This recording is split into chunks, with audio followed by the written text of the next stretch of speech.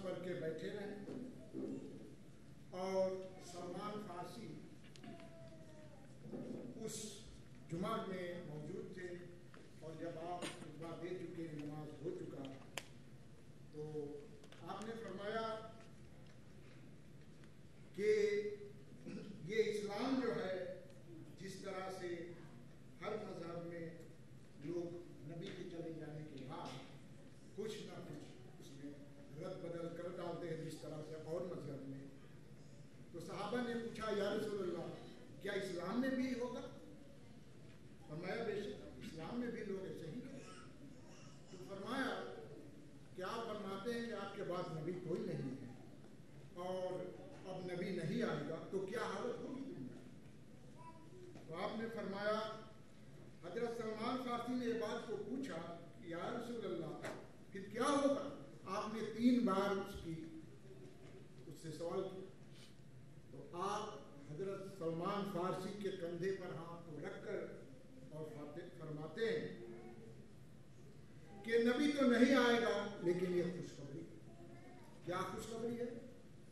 فرماتے ہیں اس طرح، وَلَوْ كَانَ الْإِيمَانُ مُعَلَّقًا بِالثُّرَيَّا لَنَالَهُ رَجُلٌ مِّنْ ابْنِ فَارِسَ۔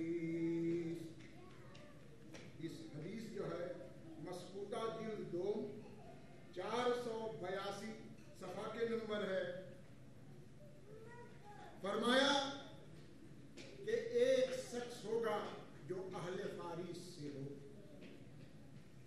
فارس جو ہے پیرشین کو فارس کہتے ہیں، اور انہی کے قوم میں سے حضرت سلمان فارسی بیٹھے تھے، کہا انہی کے قوم میں سے وہ ہوگا، وہ شخص ایمان اگر سریا پر چلا جائے گا، سریا ایک ستارہ ہے جو بہت بلندی پر ہوتا ہے، تو وہ شخص ایمان کو واپس لے آئے گا۔ یہ حدیث اور فرماتے ہیں یقول نبی صلی اللہ علیہ وسلم یخرج المہدی من قریۃ یقال لها قابعہ۔ کون سی حدیث ہے یہ حدیث جو ہے یہ جواہر الاسرار کلمی اور حجج الاکرمہ، یہ 2 ہے۔ جواہر کلمی میں لکھا ہے 52 صفحہ کے نمبر ہے 52، اور حجج الاکرمہ جو ہے وہ 362 صفحہ کے نمبر ہے، کہ مہدی ایک گاؤں سے نکلے گا، اور وہ گاؤں جس کا نام کریا ایک گاؤں کے عربی میں کہا جاتا ہے، اور جب کریتن لگ گئے پیچھے تو کرے مانے ایک گاؤں، اور ایک گاؤں سے نکلے گا، اور وہ گاؤں کون ہوگا؟ قادیان۔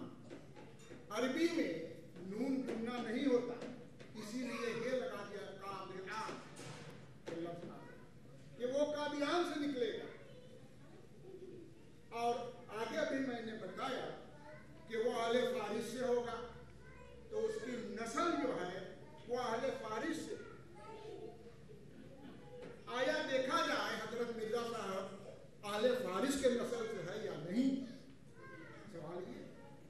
تو مرزا صاحب کا جو دادا پردادے تھے وہ سمرقند ایک گاؤں کا نام ہے فارس میں، وہاں سے انہوں نے آ کر ہندوستان میں